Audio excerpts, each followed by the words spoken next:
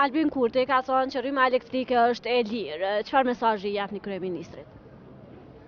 Ai kush që ka rrogën 2000 euro është e lirë.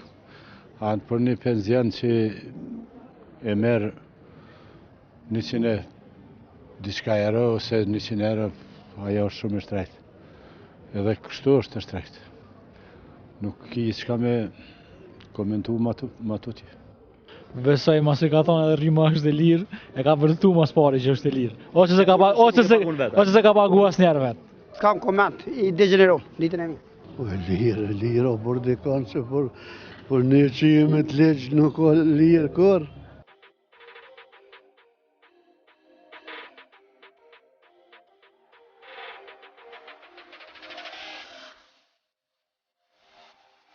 Albin Kurti ka thonë që rryma elektrike është e lirë. Çfarë mesazhi japni ju kryeministrit? Po, ai s'do të besu kryeministrit apo, atë garant e lirë që.